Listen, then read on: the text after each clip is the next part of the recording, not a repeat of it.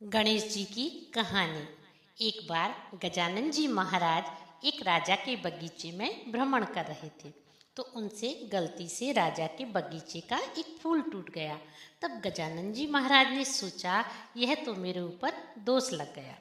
यह दोष उतारने के लिए मुझे राजा के घर में साल भर नौकरी करनी पड़ेगी।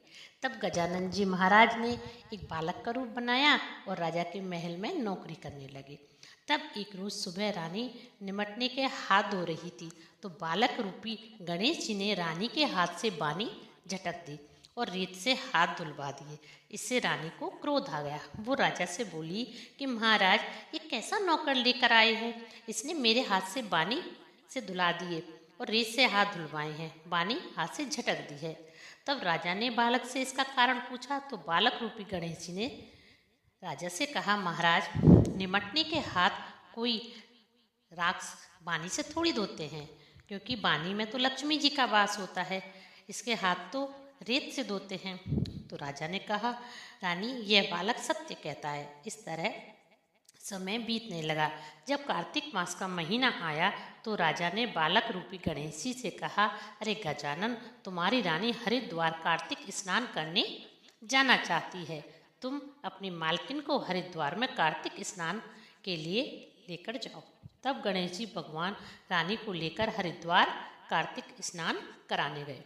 तब रानी हरिद्वार में गंगा तट पर जाकर लोटे लोटे भरकर नहाने लगी। गणेश जी को यह अच्छा नहीं लगा। गणेश जी ने रानी का हाथ पकड़कर हरिद्वार में 3 डुबकी लगवा दी।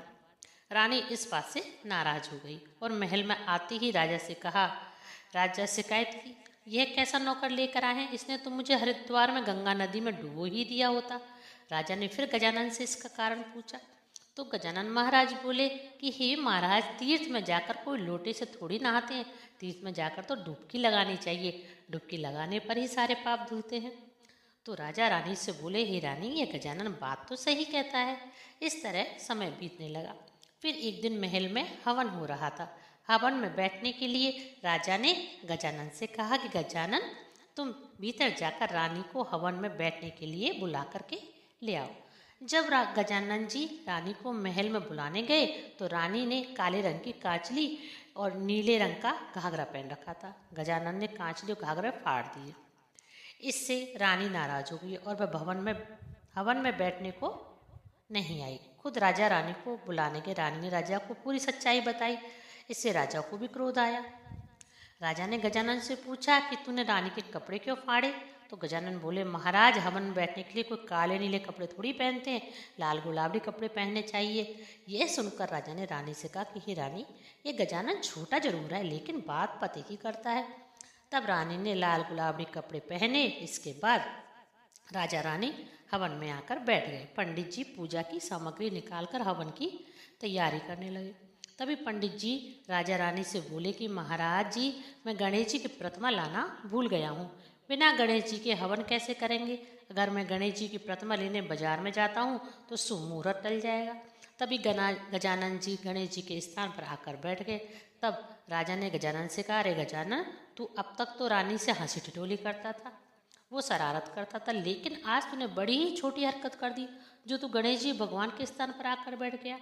तब गजानन जी महाराज ने राजा रानी और पंडित जी को साक्षात दर्शन दिए। जब राजा रानी ने और पंडित जी ने अपने सामने साक्षात गणेश जी भगवान को बैठे देखा तो खड़े होकर हाथ जोड़ने लगे। राजा रानी ने गजानन भगवान से अपनी गलती की माफ़ी मांगी।